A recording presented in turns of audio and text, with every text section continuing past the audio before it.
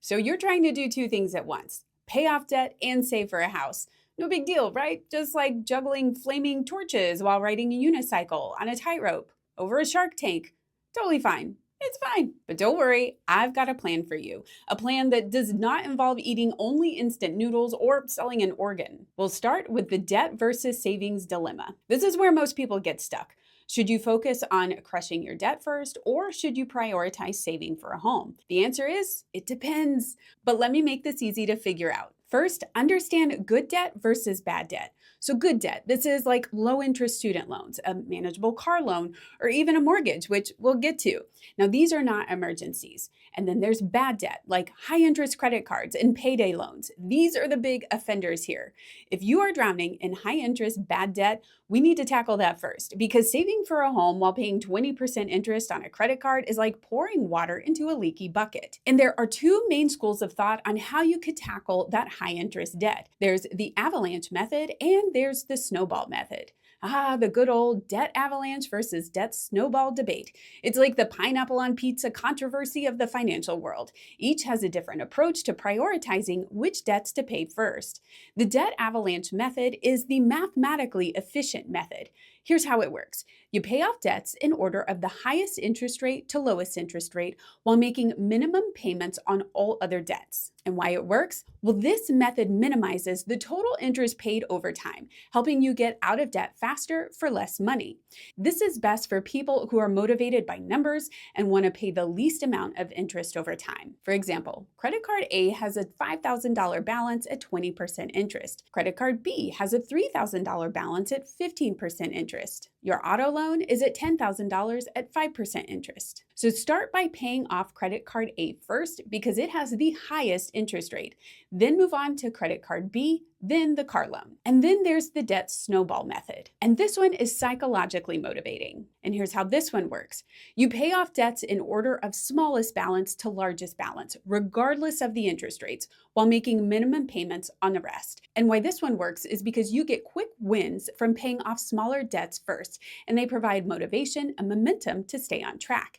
It's best for people who need emotional encouragement and a sense of progress to stay committed. So the example on this one would be credit card A has a $1,000 balance at 20% interest. Credit card B has a $3,000 balance at 15% interest. And then that car loan has a $10,000 balance at 5% interest. So on this one, you would start paying off credit card A first because it has the smallest balance.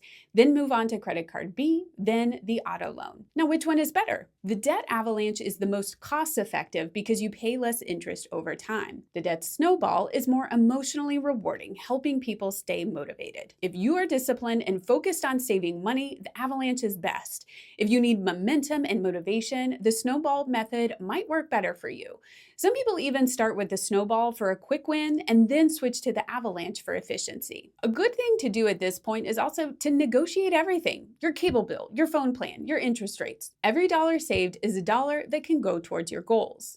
And this is the point where I tell you that you should reach out to us so we can connect you with one of our Home Buying for Women lending advisors. A lender can tell you where you stand right now and show you exactly what moves you need to make to get you where you want to be. Which debts would be more advantageous to pay off first?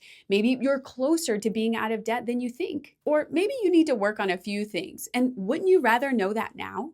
And here's the big question everyone wants to know. How much should you save? Well, I'm going to ask you to tap those brakes for a second here, because before you even start aggressively saving for a house, you need a small emergency fund. Yeah, ideally 3 to 6 months of expenses. Why? Well, because life happens. Your car breaks down, your dog eats something suspicious, or worst of all, you suddenly realize your phone fell into the toilet. Ooh, gross. Emergency savings keep you from adding on more debt. Okay, so now you've got the emergency fund. So how much should you save for a house? And the answer to that, the annoying answer to so many questions in life, is it depends. If you're following the steps, then you have hopefully reached out to us to connect you with a lender.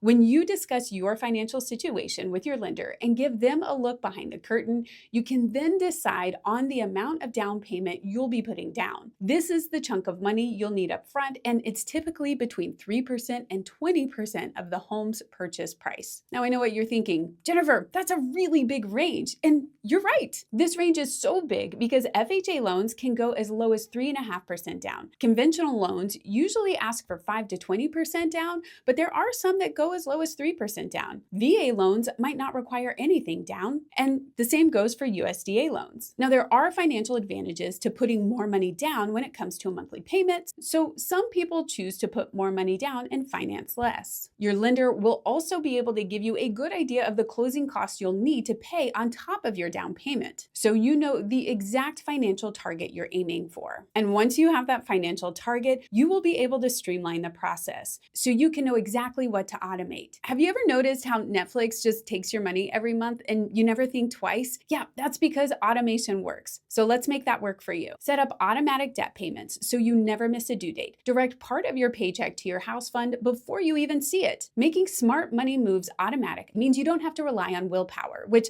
let's be real, fades fast when that flash sale pops up in your inbox. And beware of that sneaky little thing called lifestyle creep. Look, I get it. When you start making progress, it's tempting to treat yourself. New car, fancy vacations, espresso machine that makes you feel like a barista, but lifestyle creep will steal your home fund faster than you can say interest rates are rising. Pro tip, if you get a raise or a bonus, act like you didn't. Funnel that money straight into your house fund or debt payments. Future you will thank you.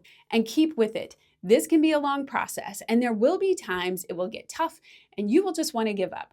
But remember that every extra payment, every saved dollar, they add up to creating something bigger for you. And speaking of creating something bigger, if you are ready to take your journey to the next level, we have something special for you. Our financial coaching program, combined with our network of home buying for women realtors and lending advisors, is designed specifically to help you navigate this journey with confidence. Just go to homebuyingforwomen.com/coaching to schedule a free strategy session. Remember, you're not just managing debt or saving for a house. You are building a foundation for your financial future, and we're here to help you make it rock solid. Yeah, I had to throw in those cheesy house cliches. If you want more encouragement or home buying tips, keep watching for the next video. If this video gave you hope or inspired you to take action, please let me know in the comments. Remember to like, subscribe, and share this video with anyone who might need a little encouragement in their home buying journey. Together, we can make the dream of homeownership a reality. You can do this. We'll be your guide. Bye now.